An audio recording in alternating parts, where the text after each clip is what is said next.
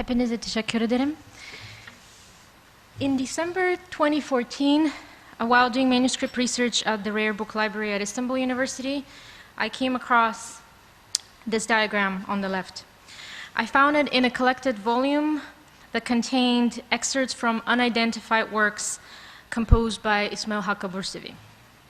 The manuscript indicates that it was compiled in 1725, the year of Bursevi's death, and appears to be an autograph that is Bursevi wrote it in his own hand. Another note in the colophon dates this particular copy, or dates the owner, dates it at 1828 and places it in the possession of a certain Mustafa Veli who lived in Alexandria. So he acquired it in 1828. In terms of its content, the diagram is a visual representation of the Ottoman political hierarchy as a series of celestial bodies that revolve around the central figure of the Sultan. To the sides of the Sultan, we see the positions of the Grand Vizier, Sadrazam, and of the Grand Mufti of Istanbul, Sheikhul Islam, represented by smaller circles. Other medallions include local governors and the different corps in the Ottoman army. What makes this representation of an otherwise secular hierarchy notable is its rendering in religious terms. The title of the Sultan, for example, is described with the terms shadow of God, Zillullah, the world, Al-Alim, the sun, Shams, as well as phrases, praise be to God, which is the first line of the Surah Fatiha, and the divine name, the visible, Zahir. The divine throne, Ersh, we also find, etc.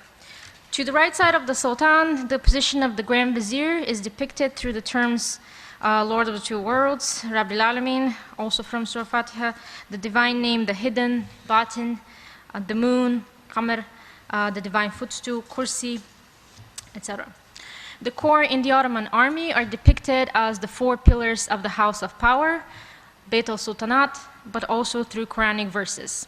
For example, in the medallion of the infantry, Yenicheri, we see the verses from Surah 37 of the Quran, verse 173, وَإِنَّ جُنْدَنَا لَهُمُ الْغَالِبِينَ. After examining a selection of Bursevi's works dedicated to high-ranking Ottoman officials, I established that the above diagram represents a well-worked-out system of metaphysics that he deploys throughout his writings. The aforementioned hierarchy, for example, receives a comprehensive treatment in his treatise to the imperial bodyguard, to Bazar-e Mehmed, in which he envisions key positions in the Ottoman state as the loci of manifestation of different names of God. The idea of God's manifestation through the names also finds an expression in Bursevi's treatise for the governor of Damascus, Recep Pasha, which characterizes major landmarks in the Ottoman domain through references to divine names. The notion of God's manifestation, tajalli, through the names is a hallmark of Akbarian metaphysics and a cornerstone of Bursevi's thought. Through the aforementioned references to the structure of the Ottoman polity and its geography, I argue Bursevi aimed to educate his readers about what he considered to be a central theme in Sufi metaphysics. Viewing himself as a channel for divinely inspired knowledge, Bursevi sought to instill in officials an appreciation for Sufism. He argued that the Ottoman Empire didn't originate due to the need for a temporal government, but that it was, in both its ruling elite and geography, a reflection of a divine order. To describe this process of divine manifestation, Bursevi uses the term locus, mazhar. It refers to the place in which something appears. The notion of God's manifestation through his names has its roots in the Quran, where we find a verse often quoted by Sufis, that is Surah 57, verse 3, he's the first and the last, the visible and the hidden, and he knows of all things. هو الأول والآخر والظاهر والباطن والهو بالكل شيء عالم. Here, the first, the last, the visible, and the hidden are all taken to refer to God's names.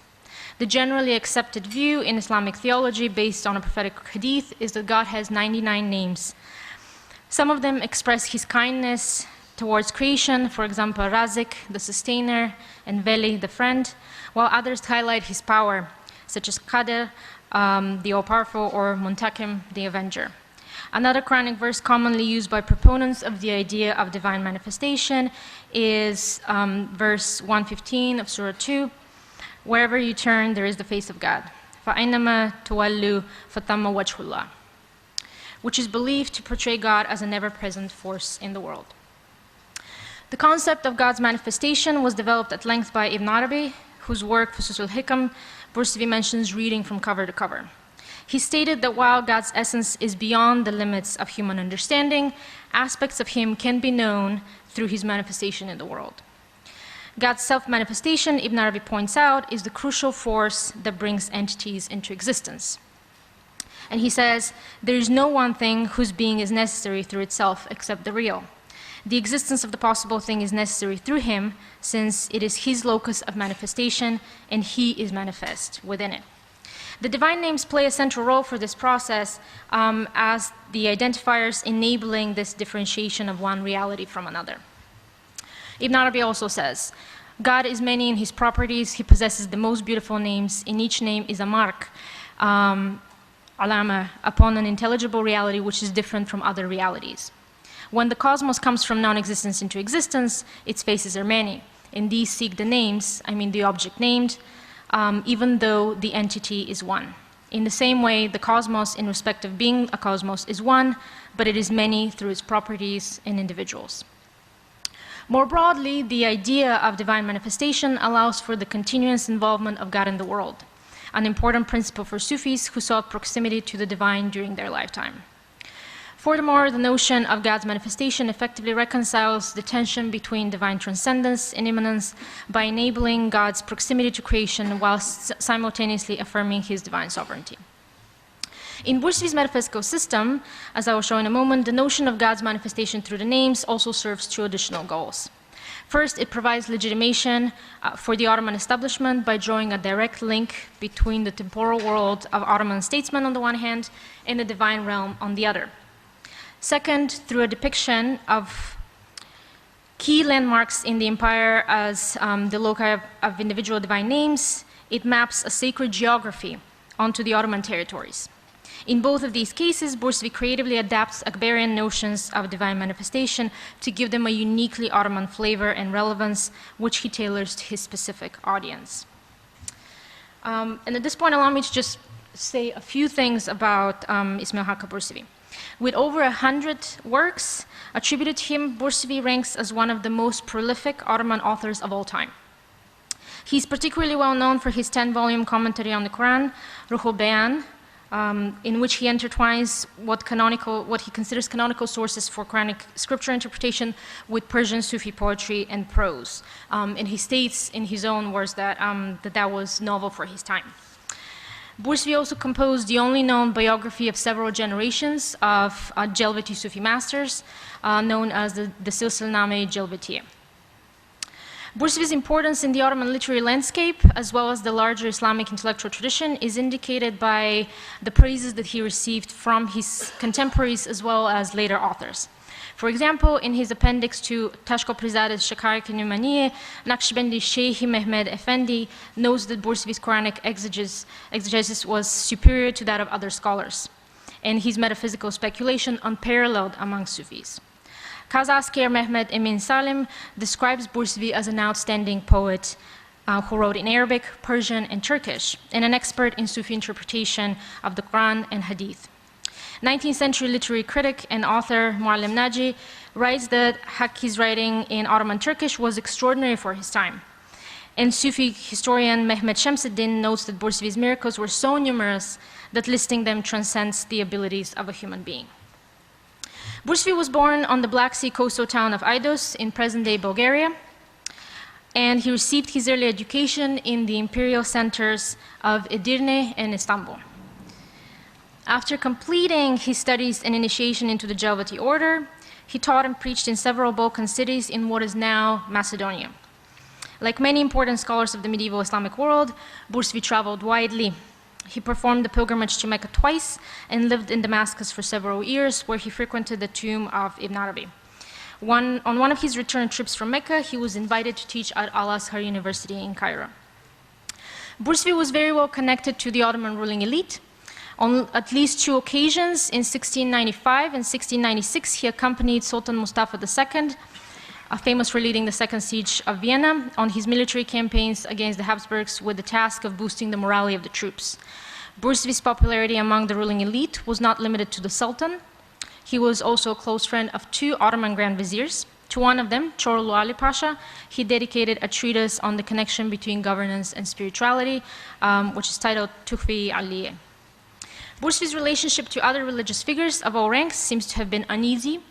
Early in his career, while teaching in Skopje, he mentions being embroiled in a 7-year trial for physically punishing a student who dared to question his authority. Members of the local religious elite indicted Bursevi and sought his expulsion from the town. Over the course of the 7-year-long trial, which he recounts in his autobiographical writings, Bursevi appealed to several high Ottoman officials for help, including the Grand Mufti of Istanbul and the Grand Vizier. At the same time, it's important to know that Bursevi never held an official position in the Ottoman court, and on multiple occasions advocated against direct involvement in politics on part of Sufis. His writings, however, reveal that he was keenly interested in providing Ottoman officials with spiritual education, as evidenced by the dozen or so works that he dedicated to men in power in the form of gift treatises, tuhfeler.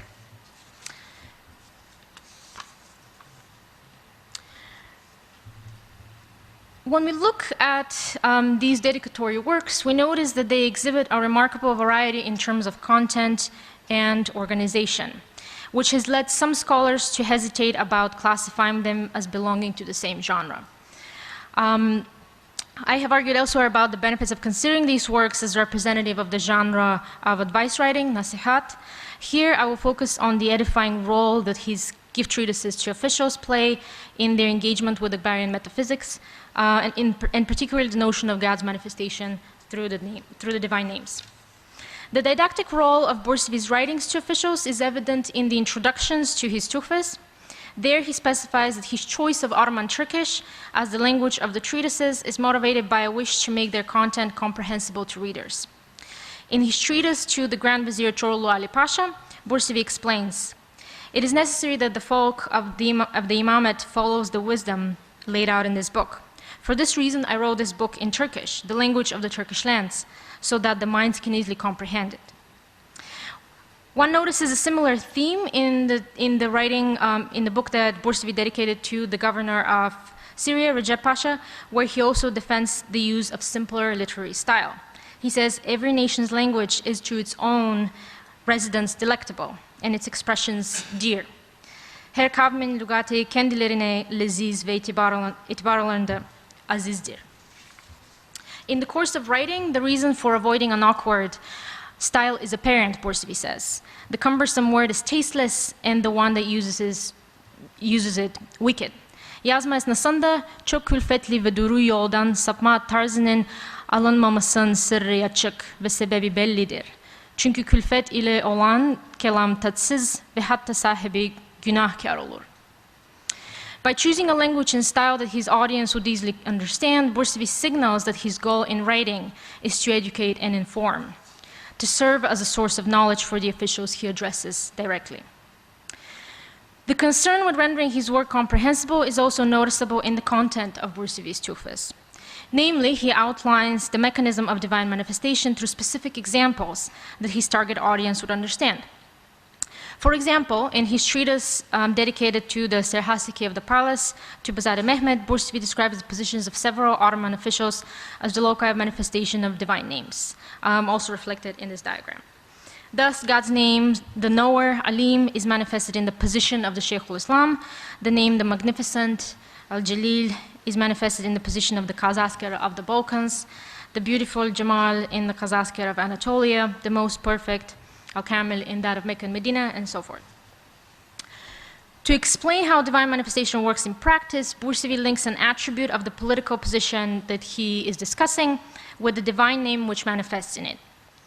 For instance, in the aforementioned treatise, Bursevi knows that the position of Shaykh al-Islam is the visible, Zahir, locus of manifestation of the name, the knower, while the position of the Sufi Shaykh is the invisible, or the Batin, locus of the same name. He says the Shaykh of the Sultan is the locus of the invisible, of the name, of the invisible aspect of the name, the knower. This is because the one regarded the master of the visible is the Mufti. Bursevi also knows that Sufis and the ulama differ in their approach to knowledge. Knowledge is of two kinds, he says. One is knowledge from studies, dirasat, such as when the scholars of custom derive benefit from each other, and it is similar to when they benefit from the full moon. Another is knowledge by heirship or veraset, such as when the scholars of reality obtain blessing directly from the real, or directly from God, as if being blessed by the light of the sun. He's nevertheless careful to emphasize that despite these differences, the two types of knowledge are complementary. Whether visible or hidden, knowledge is in the same manner perfect, he says. Whoever performs a religious deed on the basis of knowledge, God will confer upon him knowledge of what he did not know. In order to teach Akbarian metaphysics to Ottoman officials, Bursevi employs specific references of political nature, which I argue would have resonated with the statesman in question. According to Ibn Arabi, the divine essence is inaccessible to human knowledge. Bursevi explains this concept to the Ser Haseki by drawing a parallel to the Sultan. God's essence cannot be known, just as the Sultan's body cannot be scrutinized. Just as the Sultan's body is inaccessible to his subjects, Bursevi suggests in this quote, so is the divine essence off limits for Muslims. The aforementioned presentation of the Ottoman hierarchy is noteworthy for several reasons. At the time when Bursevi was writing, the Ottoman state had a largely secular bureaucracy. While the Sultan claimed spiritual authority as the caliph of the Muslim world, the majority of the offices that Bursevi lists here, such as courtiers, governors, military officers, were not religious in nature.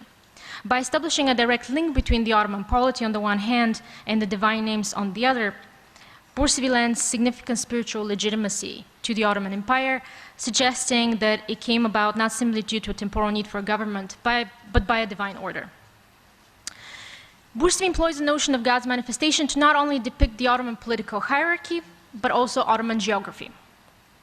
In his treatise to the governor of Syria, where he expounds on 12 of God's names, he depicts major landmarks in the Ottoman Empire as the locuses of divine manifestation. Featured locations include sites considered holy by Muslims at large. For example, the Kaaba is depicted as a locus manifestation of the name the First, Evvel, and the Merciful, Rahman. To illustrate this point, Bursevi appeals to Quranic verses which specifically refer to the names which he deploys, providing a direct scriptural justification for his use of divine manifestation. So for example, like he quotes verse 110 from Surah 17, which says, say, call to God and call to the merciful, whichever you call to is possessed of the fairest names. He also references verse 96 of Surah 3, the first house founded for the people was at Bakka or Mecca, a blessed place and a guidance for created beings.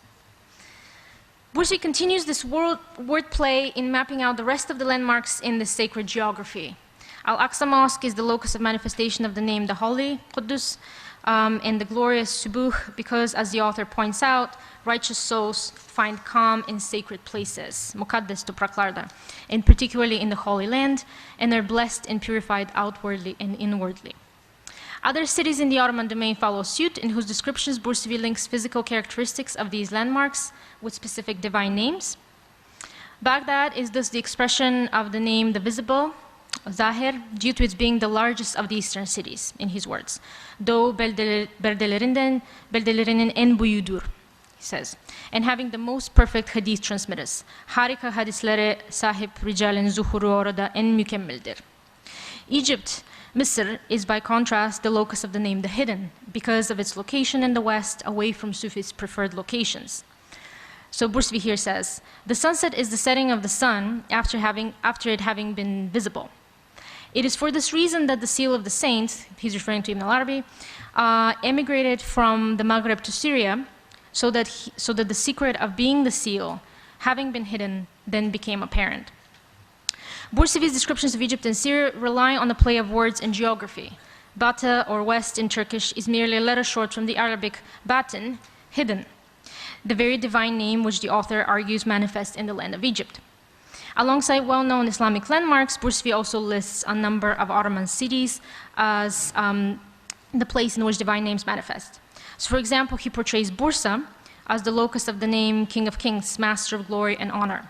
Malik al-Mulk Zuz Jalal vel Ikram, because 5 among the descendants of Osman Ghazi, the progenitor of the Ottoman rulers, died there, he says. He describes Edirne as the locus of the name the guardian, Hafiz, due to it being the fortress protecting the borders of Islam in the past.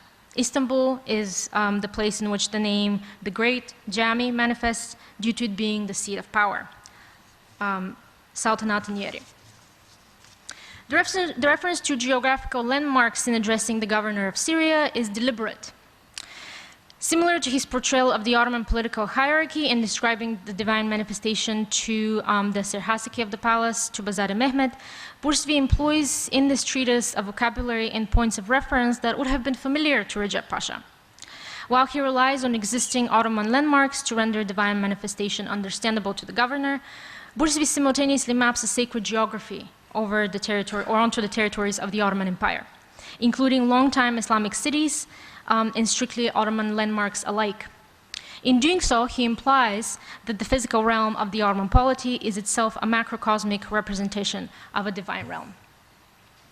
As demonstrated above, a recurrent theme throughout Ismail Hakkı Bursevi's writings to Ottoman officials is an exposition of the Akbarian notion of divine manifestation. When introducing his works, Bursevi is unequivocal about his rhetorical and ideological goals: to render his ideas in an understandable fashion in simple language. To do so, he employs concepts and points of reference with which his select audiences would have been familiar. To the imperial bodyguard or the Serhasiki, Bursevi explains the notion of God's manifestation through reference to key positions in the Ottoman ruling hierarchy. In addressing the governor of Syria, he further reveals the nature of divine names by showing that they manifest in major cities in the Ottoman Empire. In each of these examples, Bursevi carefully employs relevant Quranic verses and linguistic skill to link a specific divine name to a particular position in the Ottoman hierarchy, or a notable landmark. Furthermore, as he seeks to inform and edify, Bursevi simultaneously argues for the otherworldly origin of the Ottoman Empire through depictions of its political and geographical landscape as reflections of a divine order.